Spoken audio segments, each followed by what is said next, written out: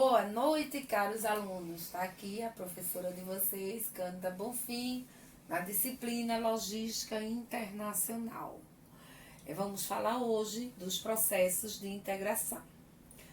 Primeiramente, vamos começar com a diferença entre cooperação e integração. Vocês já devem ter ouvido falar, o Brasil fez uma cooperação com a Venezuela para construir a refinaria aqui lá no Cabo, né?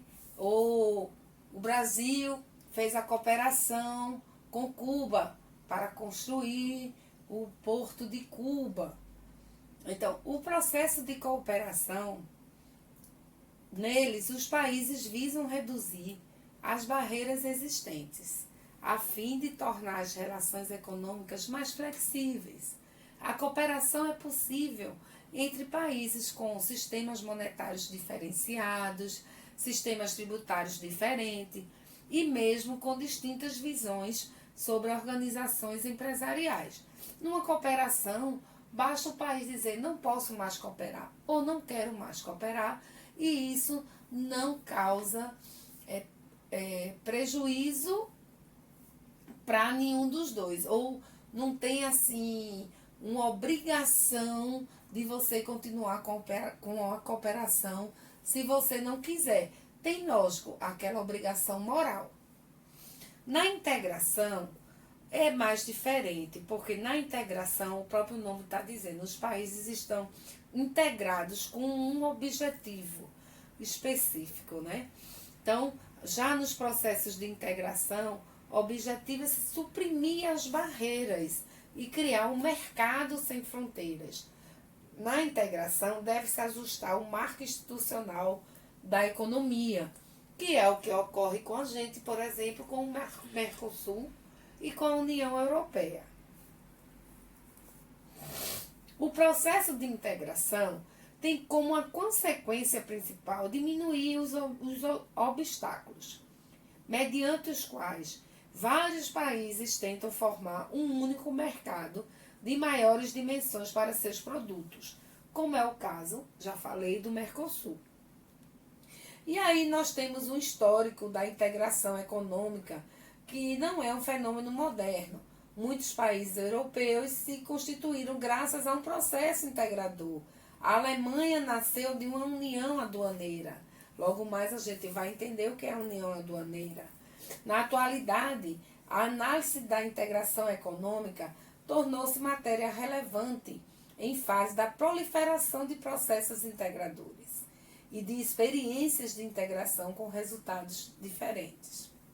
A integração inicia-se pela redução de tarifas de importação e outras barreiras quantitativas e termina com a criação de uma moeda única e a unificação da política e economia de todos os países do processo de integração.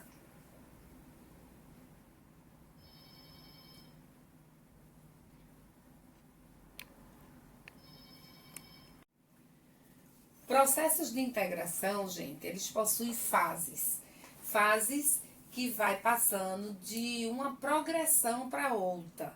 Começa com um simples isenção de imposto ou uma baixa de imposto e vai até a moeda única. Então, são fases que vai formar um bloco econômico, como o Mercosul, mais uma vez como exemplo, ou a União Europeia. Então, nessa primeira fase, nós vamos ter o acordo preferencial ou preferências aduaneiras, onde há a questão da redução ou isenção de tributos referentes à questão alfandegárias. Depois passa para uma fase de zona de livre comércio, que aí a gente já vai ter uma abolição dessas tarifas. Depois para a fase união aduaneira, que é mais uma fase além, e depois mercado comum, aí você vai ter livre acesso de mercadorias, serviços, pessoas, a união monetária, que aí já visa a criação de uma moeda, né? A união política e econômica, junto com a criação da moeda em um banco único e, por fim, uma integração total ou confederação. Vamos ver cada uma das fases. Primeiramente, acordos e preferenciais ou preferências aduaneiras. A concessão entre esses países, seja de abolição ou redução de direitos aduaneiros sobre certa mercadoria, não extensiva a terceiros países. Então, logo na primeira fase, a gente vai ter abolição e redução de direitos aduaneiros, né? De tarifas aduaneiras. Por que não é extensiva a terceiros países? Ora, se eu estou em acordo preferencial com a Argentina, só vai valer para mim e para a Argentina. Não vai valer para outro país que não esteja dentro da relação de Brasil e Argentina, certo? Esse tipo de acordo prevê a suspensão da cláusula da nação mais favorecida, do GATT, que vocês devem ter lembrado que a gente estudou lá no segundo período, que o GATT é o acordo de tarifas e comércio, em que está prevista essa exceção. A segunda fase diz respeito às zonas de livre comércio. Nela, a abolição de todos os direitos aduaneiros e restrições quantitativas ao comércio de mercadorias. Veja, nós vamos ter na zona de livre comércio a abolição dos direitos aduaneiros e de restrições quantitativas ao comércio de mercadoria. No entanto, cada país é livre para manter suas próprias pautas e suas restrições quantitativas que entender em relação a terceiros países. Resultado: se pretende entrar no país A e este possui uma pauta aduaneira pouco sugestiva, boicotam a política de proteção desse país, entrando na zona de livre comércio do país A, através de um parceiro. O que é que isso quer dizer? Que quando eu restringo ao quantitativo, eu estou na zona de livre comércio com a Argentina, Brasil e Argentina, tá? Mas com o Chile, eu não tenho a mesma pauta de restrição que eu tenho com a Argentina, tá? Na Argentina eu não tenho pauta de restrição. Com o Chile eu tenho. O que é que o Chile faz? O Chile procura a Argentina para entrar com os produtos dela através da Argentina para o Brasil. Porque não vai haver a questão da restrição quantitativa, certo? Se não entenderem, depois a gente explica melhor com um melhor exemplo. Mas é isso que a gente quer dizer. Na zona de livre comércio, há um alcance maior na abolição dos direitos aduaneiros e das restrições. A zona de livre comércio, redução ou eliminação das tarifas alfandegárias. A terceira fase se diz união aduaneira. Quando existe a união aduaneira? Existe de um só território aduaneiro formado pelos países integrantes, de modo que os direitos aduaneiros e demais regulamentos comerciais restritivos sejam eliminados e cada um dos membros aplique ao comércio com os demais países tarifas e regulamentos comerciais idênticos. Falou em território aduaneiro, é o território no qual sofre a fiscalização da Receita Federal, da aduana, tá? Segue. Então, na união aduaneira, há o pressuposto de adoção de duas medidas. A primeira medida, a supressão imediata ou gradual das barreiras tarifárias. Que tarifas são essas? Alfandegárias e comerciais. A circulação de mercadoria entre países que a constituem. Essa operação é denominada desarmamento tarifário e comercial. A segunda diz respeito ao estabelecimento de uma tarifa externa comum, a TEC, ante a países terceiros. Esse principal elemento diferenciador da união aduaneira perante a zona de livre comércio. nos acordos do GATT, que é o Acordo de Comércio e Tarifas, estabelece que os direitos aduaneiros em uma união aduaneira não poderão exceder os praticados por seus membros à época do estabelecimento da união aduaneira. Veja, o que destaca de diferença nessa união aduaneira que vocês têm que ter em mente, certo? A supressão imediata ou gradual das barreiras tarifárias e comercial e a criação da tarifa externa comum. Ou seja, o Brasil tem que ter a mesma tarifa da Argentina e a Argentina a mesma tarifa para o Brasil. Tarifas essas alfandegárias, ok? Cria-se o destaque da União Aduaneira é criar uma tarifa externa comum, a TEC. Cria-se uma tarifa externa comum visando a diminuição dos custos alfandegários, ok? E aí, com a redução da TEC, há uma facilidade de trocar-se, né, de compra e vendas de mercadoria. A quarta fase do processo de integração consiste no mercado comum, que em uma união aduaneira na qual os participantes se obrigam a implementar a livre circulação de bens, pessoas, mercadorias, serviços, capitais e fatores produtivos, eliminando toda e qualquer forma de discriminação.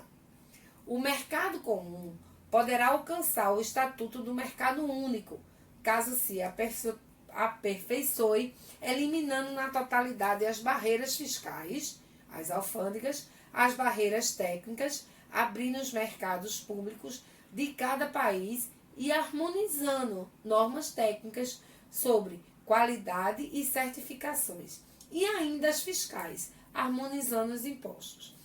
Nós, do Mercosul, estamos entre a União Aduaneira e o Mercado Comum. O que quer dizer isso? A gente ainda não se fixou totalmente no mercado comum, porque ainda há algumas barreiras alfandegárias. Mas, por exemplo, para você viajar para qualquer país que seja do Mercosul, você não precisa do passaporte. Você só precisa da carteira de identidade, do registro geral, que tenha pelo menos 5 anos. Se ele for mais antigo do que 5 anos, você tem que renovar no ITB, né, que é o Instituto Tavares Burio. Então, esse mercado comum diz respeito também à ida e vinda de pessoas, de mercadorias, de bens. Então, o exemplo que eu tenho que dar é esse, tá? O mercado comum ao livre trânsito de pessoas, de serviços e de mercadorias também. A quinta fase é a união monetária. Pressupõe, de forma adicional aos anteriores, o controle de inflação e déficit públicos e a aplicação de políticas monetárias comuns, podendo ainda ser criada uma moeda única com vista a uma área de estabilidade monetária. O conceito de união monetária refere-se ao espaço econômico em que se implementam 3 condições. Primeiro, as moedas de cada país membro devem ser convertíveis. As taxas de câmbio deverão ser fixadas com caráter irrevogável. Deverá existir livre circulação de capitais. O que isso quer dizer, gente? As moedas de cada país membro devem ser convertíveis, ou seja, elas devem se converter, como no caso da União Europeia, em euro. As taxas de câmbio deverão ser fixadas em caráter irrevogável. Então, as taxas do câmbio, que é a taxa do valor da troca da moeda, né? Tinha libra e passou a ser euro, essa taxa de câmbio deve ser fixa e não pode ser alterada mais. E deverá existir livre circulação de capitais, ou seja, esse euro vai rodar em todos os países que fazem parte do processo de integração, que é a União Monetária, que a gente tem como exemplo a União Europeia. Então, a centralização das políticas monetárias, a constituição de um Banco Central único e a instauração de uma moeda única são elementos que conduzem a uma maior integração e permitem aproveitar ao máximo as vantagens da União Monetária. União política e econômica. É entendida como um mercado único no qual bens, serviços, capitais e pessoas podem circular livremente, na qual se realiza uma série de políticas comuns, destinadas a favorecer o desenvolvimento regional e coordenam-se as políticas macroeconômicas dos países. A União Política e Econômica adiciona à União Econômica uma política externa e de defesa comuns. Exemplo, União Europeia. Então, a União Europeia já passa da União Monetária para a União Política e Econômica. Veja, na União Monetária eu tinha a criação de uma moeda única do Banco Central Único. Agora, as políticas são comuns. Não é política de politicagem de políticos, não, tá? Políticas são, como é que eu posso dizer, ações implementadas por governos e são idênticas. Por exemplo, a questão da educação, a política de educação, aí na União Política e Econômica é idêntica para todos os países, certo? Então, a educação fundamental, ensino médio, todos, ricos e pobres, vão ter a mesma perspectiva de estudos, tá? Então, a gente, quando fala em políticas comuns, são essas, tá? Aí a gente tem o exemplo da União Econômica e Monetária, ocorre a unificação das políticas econômicas e a criação da moeda única. Por fim, a última fase de uma integração seria a integração total ou confederação. A união política como um Estado político, tá? O Estado de Direito, o país. É o estágio mais avançado de modelo de integração política e econômica, consistindo na união econômica política, bem como na unificação dos direitos civil, comercial, administrativo e fiscal. Tal estágio não foi alcançado por nenhum dos países do mundo. O que é que acontece? Na União Europeia, a gente não tem certa unificação dos direitos civil, comercial, administrativo e fiscal. Tá? O que é que se tem? Se tem uma política comum de saúde, uma política comum de educação, mas de direito, cada um tem ainda o seu direito civil, o seu direito penal, o seu direito fiscal. Tá? Não há essa unificação na União Europeia, que é o processo de integração que a gente chegou mais perto da integração total. União política pressupõe o que? A unificação das leis. E aí nós não temos nenhum país do mundo que chegou a ter o alcance dessa fase de integração. Obrigada.